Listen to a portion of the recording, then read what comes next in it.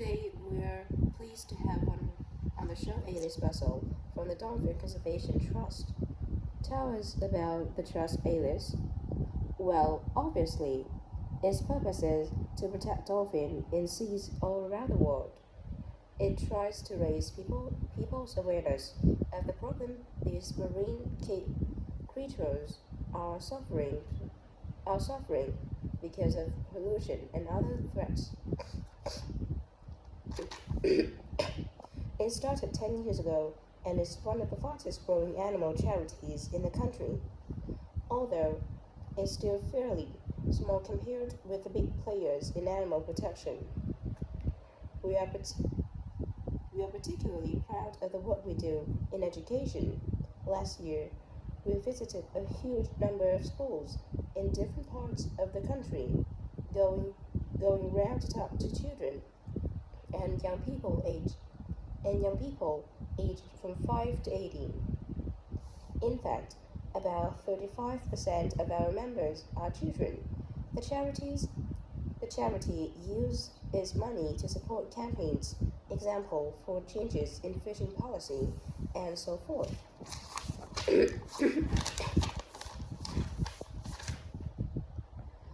It hopes soon to be able to employ its first full-time biologist with dolphin expertise to monitor populations. Of course, many people give their services in a voluntary basis, and we now have volunteers working in observation, office work, and other things. I should also tell you about the award we won from the Charity Commission last year for our work in education. Although it's not meant an enormous amount of money for us, it has made our activities even more widely publicized and understood. In the long term, it may not bring in extra members, but we are hoping it will have this effect. Is it possible to see dolphins in UK waters? Yes, in several locations. And we have a big project in the east part of Scotland. This has been a this had long been a heaven for dolphins because it has very little shipping. However, that may be about to change soon. Because oil companies want to increase exploration there. We are campaigning. We are campaigning against this because although there will be little pollution from oil, exploration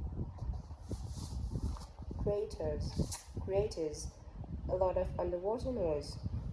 It means the dolphins can't rest and socialize. This is how I became interested in dolphin conservation in the first place. I had never seen one and hadn't been particularly interested in them at school. Then I came across this story about a family of dolphins who had to leave their home in the Moray Firth because, because of the oil companies and about the child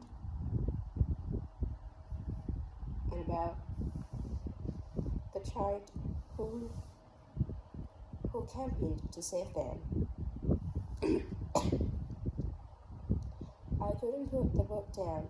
I was hooked. I'm sure our listeners will want to find out what they can do to help. You mentioned the adopt a dolphin for the adopt a dolphin scheme. Can you tell us about that? Of course, we can choose one of our dolphins to sponsor.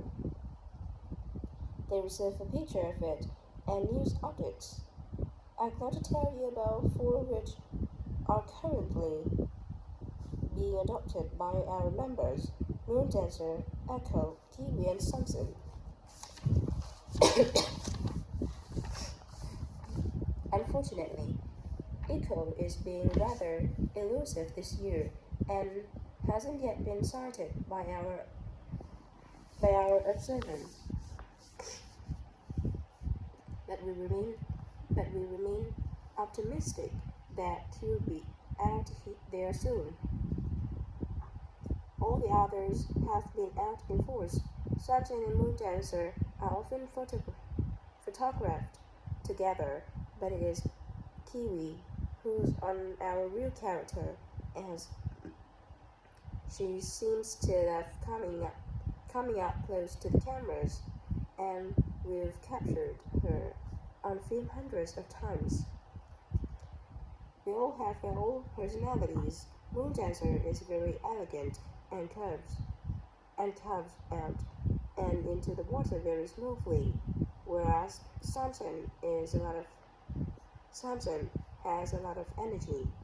He is always leaping out of the water with great vigor.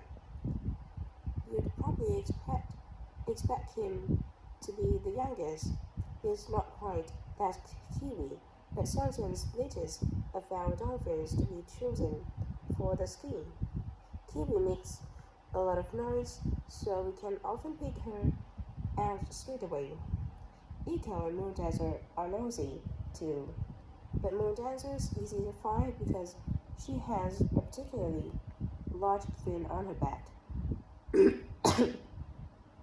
which makes her easy to identify. So yes, they are all very different. Well, they sound a fascinating group.